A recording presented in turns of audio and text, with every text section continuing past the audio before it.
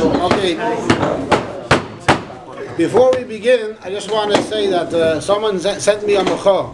In one of the previous Q&As, I mentioned a story that people say about the Rambam. That when the Rambam was younger, he didn't know how to learn, and he threw him out of his house, and he went to shul, and he davened.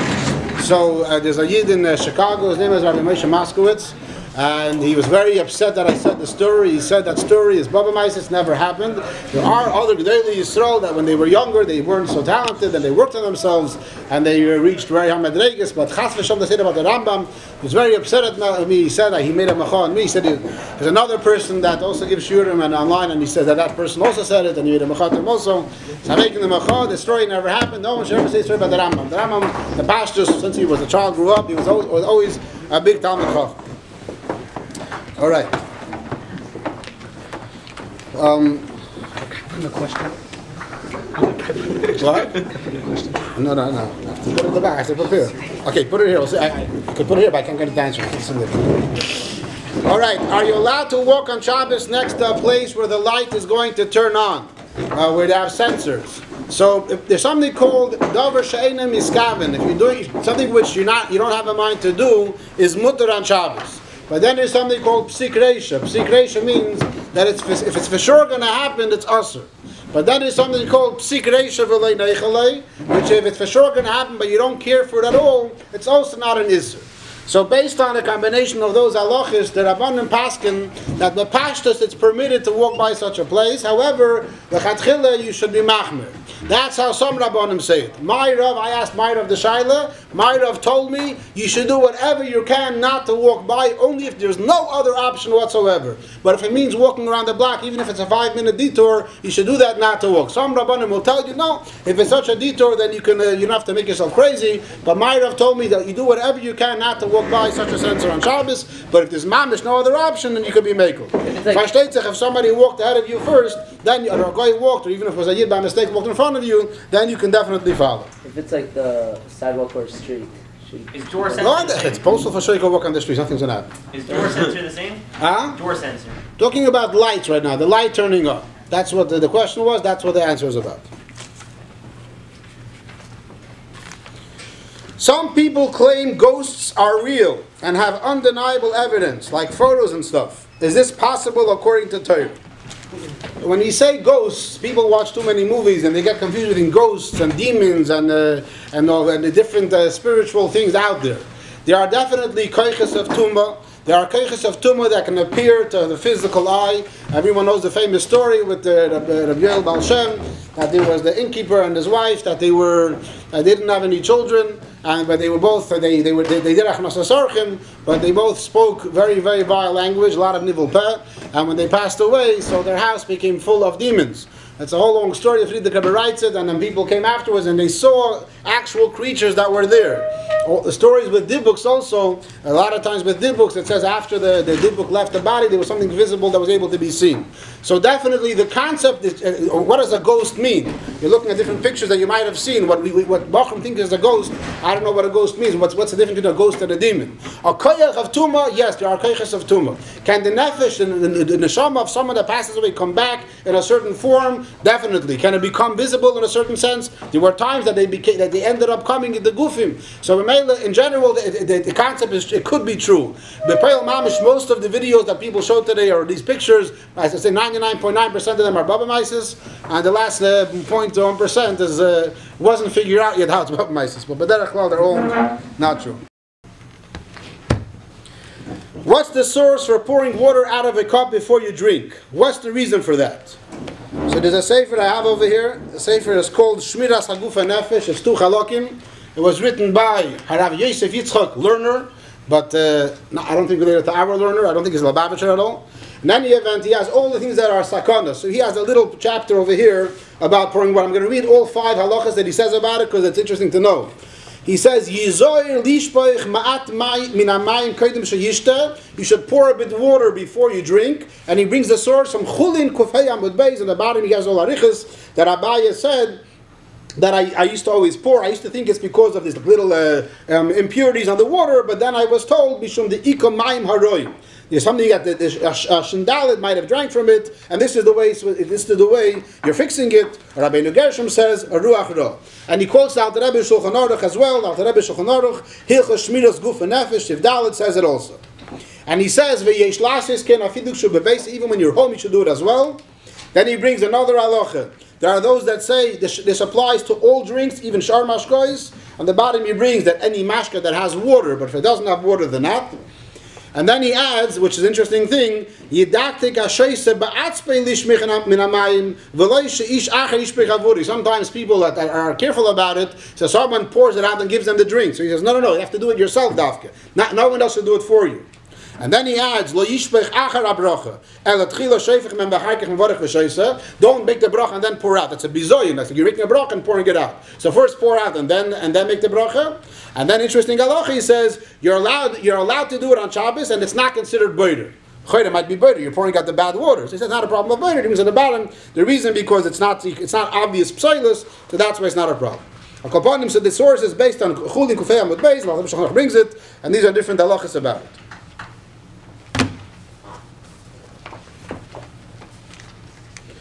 In Haftardas Yisroi, the word Lamarbe is spelled with a shlosman. Why? And isn't that against diktuk? So there's a famous pasuk, and the Haftardas of Yisroi from Yeshaya, and the pasuk says, Lamarbe hamisro l'sholim and kates. It's talking about a combination of Mashiach's times and Chizkiah Melech's times. So the Gemara in Sanhedrin Tzadidal Damadalev says, Amar Rabbi Tanchim, Dorash bar kapara b'tzipori. Rabbi Tanchim said, Bar Kapara made a drush in Tzipori about this pasuk. Mipneima kol mem shebeemtza teva pasuach. Why is every mem in the middle of a word always open?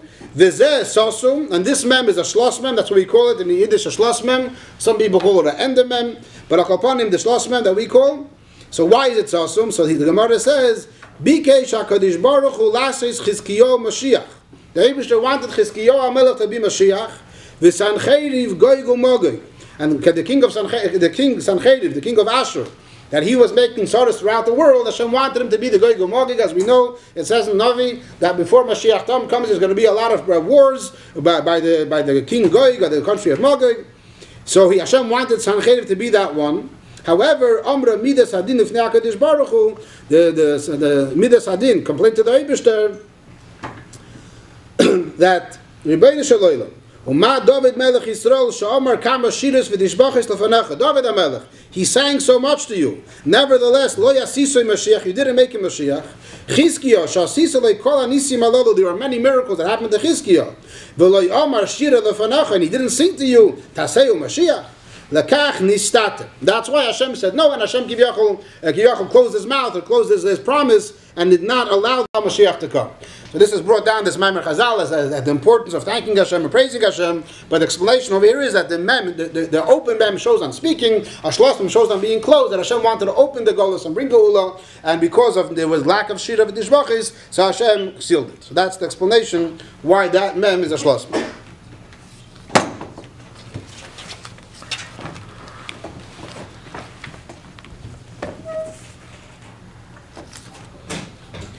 How do you get rid of machshava zaros during davening and in general? How to stop thinking about stuff? So the solution is you have to learn Perek Chav Zayin and Perek Chav Ches and Tanya. The Alter Rebbe talks about that over there. The Alter Rebbe says, the Rambam speaks about it. The Rambam says the solution is to have your mind full of Torah, and the main thing is not to be involved in Varim B'Teilim. But in Tanya, Perek Chav Zayin and Chav Ches, the Alter Rebbe has more discussion about it. He doesn't really talk about specifically the methods of how to get rid of it, but he talks about it, the concept of why the Machshava Zaros come, and the knowledge that the Machshava Zaros are only coming to fight you, but you realize that the kavanah is to make yourself better, that itself can help. But the main thing is that a person should not have empty time. That's the main thing. I have a friend of mine that he's involved in an organization that people that are addicted to internet and stuff like that, so he told me that one of the ways that they help people with these problems is by giving them a very, very busy schedule. What they have to exercise and running and working and the whole day they have to be busy nonstop. and it's a begashmis and beruchnis. Begashmis, person is busy, has no time for anything, but beruchnis as well.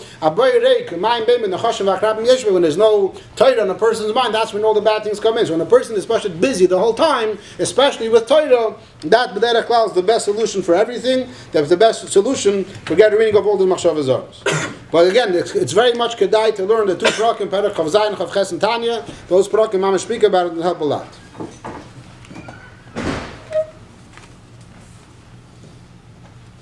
Why do we turn around by Bayi B'Sholim and Lecha Doidi? So the simple reason is it's a symbolic gesture that we're turning around to greet Mashiach coming in. The source of it, B'Chlal Lecha Doidi, the whole Lecha Doidi is a new tefillah, relatively new, a few hundred years old. It was written by a Yid by the name of, anybody knows? Shlomo Kabatz. Where did he live? See what he said. That's where he lived. So in Tzfas, so he was a Talmud of the Arizal, and they would go out together on Friday afternoon, and they would say L'Chadaydi, and then the Arizal said that the Shechina is b'mayrav. We daven towards Mizrach, but the Shechina is b'mayrav. So he turned towards the Shechina. Is this what says in Zohar? Shechina is b'mayrav. So by B'Sholim, the Shechina is coming now. It's a special tefillah for that. I also saw another pshat that there was a minhag by I think it was the Sfardim. It says, or the Ashkenazim, I forget already, that there was a minhag that for Nichum Avelim, so much an oval, so you can't be Menachem Ovel on Shabbos, but right before Shabbos you could be Menachem Ovel. So the person, the Avelim would stay outside of Shul till right before Shabbos, and then they would turn around and look at the Avelim, say Boi B'Sholim, and then they would come in and they would know Nichum Avelim. So a minhag like that also some kind of source for the turning around. But the simple reason is the gesture that we're turning around to be Mekabel Shabbos, even though we do it a lot later, we do it already many times, hours after Shabbos came in already. This Bacher is asking a whole bunch of questions about Rashi's family. Who were Rashi's sons-in-law? Who was Rashi's father-in-law and mother-in-law? Why don't we know anything about Rashi's wife? What were the names of the daughters of Rashi? So I only was able to find out the answer to the first and maybe last question. The answer to Rashi's sons-in-law. He had three sons-in-law. Their names were Rabbi Meir, who was the father of Rashbam and Rabbeinu Tam, and Rivon, Rabbi Yehuda ben Nosson, and Rabbeinu Ephraim. So there were three sons-in-law Rashi had, Rabbeinu Meir, Rabbi Yehuda ben Nosson, and Rabbeinu Ephraim. The names of the daughters, so I saw a source, I saw not a reliable source, that the names were Yecheved, Miriam, and Rachel. But the source is not reliable, so I don't know if that's true or not. Oh, they only had two. What? He had three daughters. I saw also another unreliable place that they had two daughters, and over there it says it was Yecheved and Miriam, but he had three daughters. And who was his wife and who was his father-in-law, mother-in-law? I wasn't able to find any information. And the reason why we don't know about it is like we don't know about most Rebbitzins, Bechlal and Klal Yisrael. Most of the big Rebbitzins throughout the generations, we know very little about them because Kol Kvuda Bas Melech Pnima, Tzadekis are meant to be at home. That's the way of a Bas Melech is to be B'tznius. But Derech Klal, they're not known. There were many exceptions, but all those exceptions were obviously a lot less than the vast majority of Gdei Yisrael. You go through Gdei Yisrael. Probably if you just list who was Abaya's wife, Rav's wife, most of the Gdei Yisrael, there's from the Tanoim and Amiroim, we know a few, maybe 4 or 5 of their wives who they were. We know sometimes when they married the daughter of another Tan, another Amira, we know about him. But otherwise, the Derech Klal by Yidden, Kol Kvuda Bas Melech Pnima.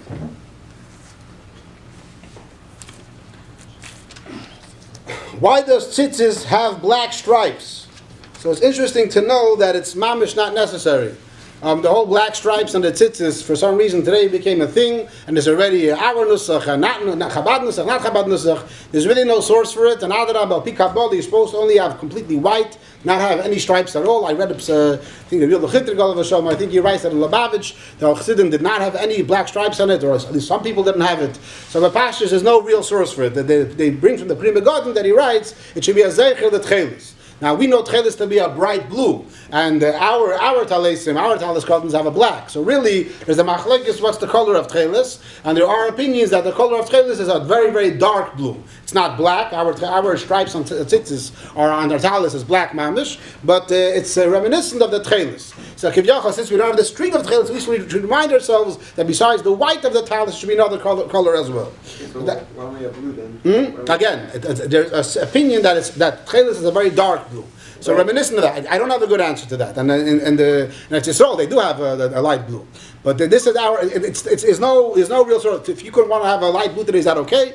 Maybe it's not a problem. Yeah, like Spartan people have blue. Why dafka this pattern?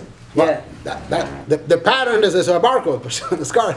There's no explanation. I haven't seen an explanation. I don't think anyone has an explanation. Just it's a pattern that ended up being exciting. Now it's already it's our pattern. It's already Lubavitcher pattern. You can see that. I don't think it's Lubavitcher Talis. But there's no real source for it. I read another Geshmaka that it says that what's the siman, what's the zman you're allowed to daven, what you're allowed to put on tzitzis. So one of these something called Mishayakir ben Tchelis Lelovan. When you can tell the difference between the white strings and the blue strings, from that time is when you can say the bracha. So therefore, in order to, instead of going and checking your strings, they put it on the beged itself. You can see the different colors, but you can tell the difference. Then you can make the bracha. But what? These colors are mamish black and white, or black and yellow, depending. But but it seems like there's no real source for it. And if anyone knows, besides what I said just now, the meaning of tchelis, and how did I let me know?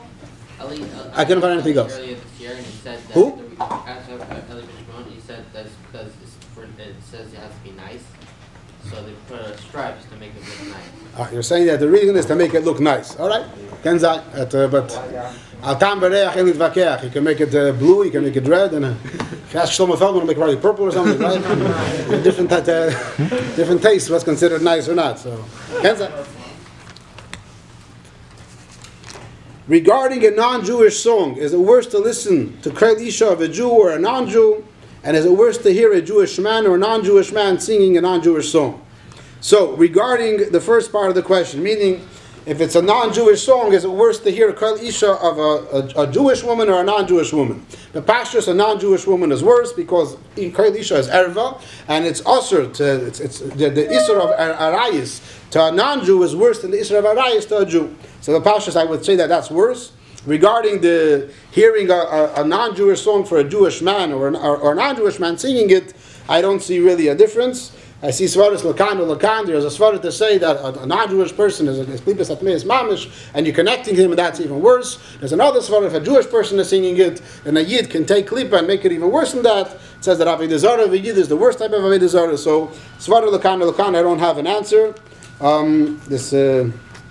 don't see exactly which one would be worse than the other one. What is mufshat, and should I be one? The word mufshat is coming from, we say every morning, mufshat is big as blood of. The word mufshat means being removing your clothes, removing your levushim. The general term for mufshat is, it's usually part of a sentence, mufshat minyan elam hazeh. That a bacher has to be removed from minyan elam hazeh. And should I be one? Every bacher is meant to be one. There's a famous mimer or slash sicha of the Rebbe Rashab. It's called Kol HaYetzer L'Melchemes Beis David.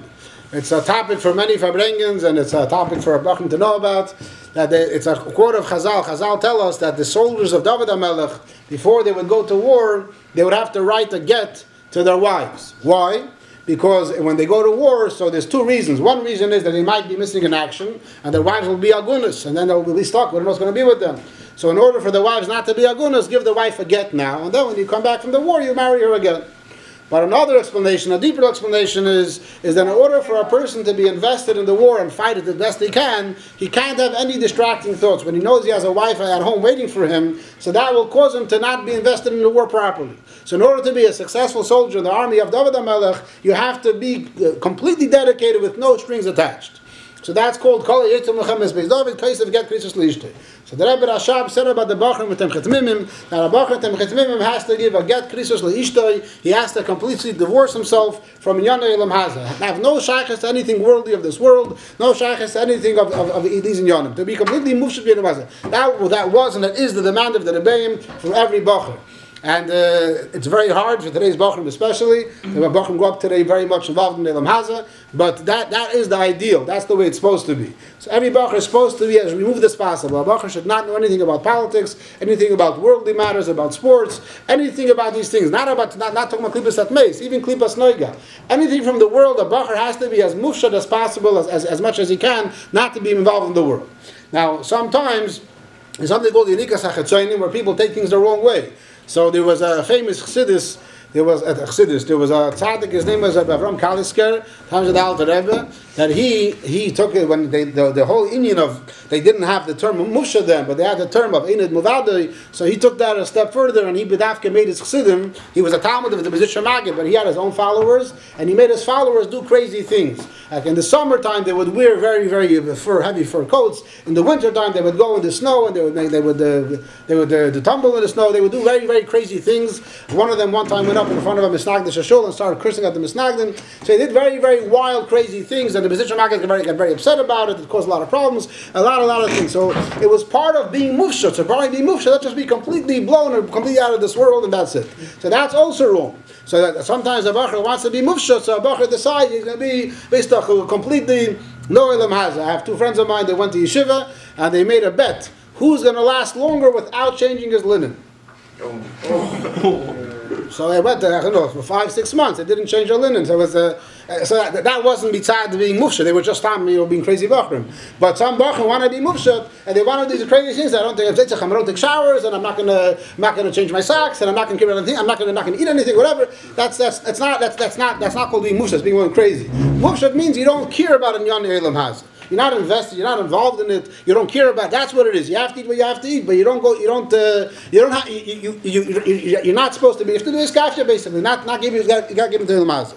So every bacher has to, in order to be a successful bacher to be a successful soldier in the David HaMelech's army, the Rebbe's army, then every bacher must be a mufshir as much as possible to be mufshir from Elam Hazah.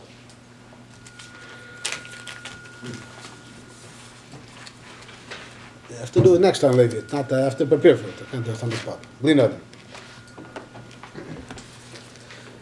Okay, this question. What is the problem with talking to girls? What's worse, talking to girls or shaving? So regarding what's worse, we already spoke about many times. There's different avedas. But regarding the problem talking to girls, I think this question comes up every year. In Shulchan Aruch, Siman Chaf Aleph, Siv Vav, Chelik Even Ha'ezer. The Shulchan Aruch writes, Ein shayalim bishloim isha klal. Afilu ayidei shliach, afilu dei bailo, osur lishloach la divrei shloimi. Avar mutar lisha lebailo eich shloimo.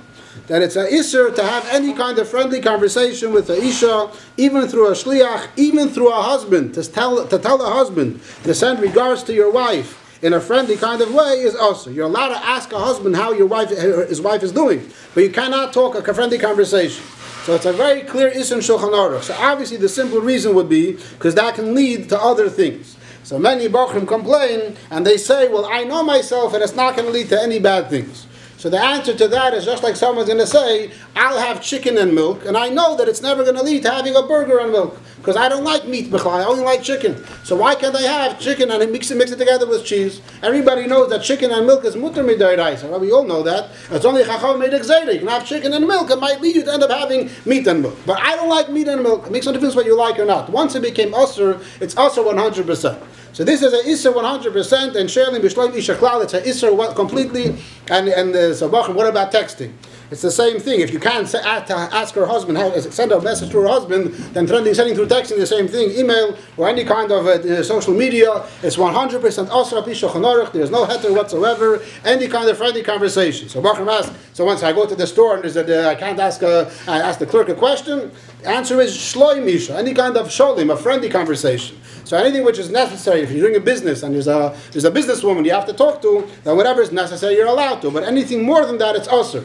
There's a famous story in the Gemara with Bruria, Eishes Rabbi Meir, that one time a Talmud, needed directions. So he asked her, what was the lashon he asked her? Eizo derech lelud. Which way do I go to Lud? So she yelled at him, why are you talking to a woman for so much? You should have just asked, Lud, what are you adding extra words for? The minimum we should do. So she was a tzaddikus, but she was saying that's the hadrach.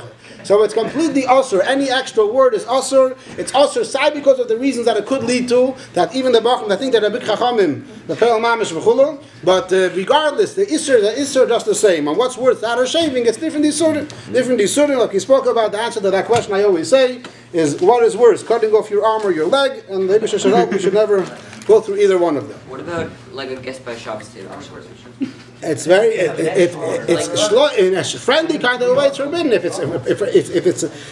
it has to do with Yiddishkeit Torah mitzvahs teaching, then it's a different story. But otherwise, stam a friendly conversation is forbidden. Then your condition are really high. What if through that you're gonna come to? Then the Abacha shouldn't do mitzvah with a lady. Back and up. Huh? You're not supposed to be giving out Shabbat candles to go. It's not Aveda for Bach. Huh? Woman. For sure. Next questions. Are aliens real? Look around the room. 100%. The answer is probably no. The answer is, this question came up many times already, there's a letter of the Rebbe about it. There's a story in Tanakh with Sisra and Gvriel and Barak and Ben Avinoam over there, where there was a Melchama with the Yidden against the Goyim, and over there the pasuk says, Ayru Meirois. Meirois should be cursed, because they didn't come out and help the Yidden. So who is this Meirois? So there are different Pirushim. One of the Pirushim that is brought down is that Meirois is the name of a planet or a star, and they're cursed for not coming and helping the Yidden. So in Mela, there is a concept, it could be a concept according to that pshat, that there are some creatures living in outer space. But the way they're saying now, Rabbi Reitz says that in 2-3 years we'll be able to go visit Mars already, so I'll be able to check it out more if it should there or not. But B'chalifin, it could be, it's shaykh that there is such a thing. Why didn't Mashiach come yet? It's not a joke. It's not a joke at all. It's a very heavy question, and there is no answer. The question that every Bach is supposed to ask himself this question every single day. Why didn't he come yet? The side of the side of the Klalis. There is no answer. No one should try to find an answer, because by any kind of answer is Kiviyachal justifying the situation. Now we're not looking to justify it. No, there's no good answer.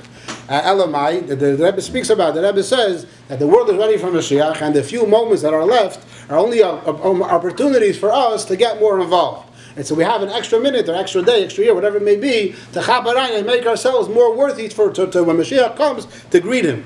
But it's not the pshat that now we're doing things kivyachol to make Mashiach that now he has to come. Mashiach has to come regardless. There's no explanation why he didn't come. But our avodah now is to do the best we can to chabarayim. It's like there's a test, and in the last minute you have one more thing. So you want to, the test is over, but you have an extra minute to chabarayim to write another answer. So like the test is over already.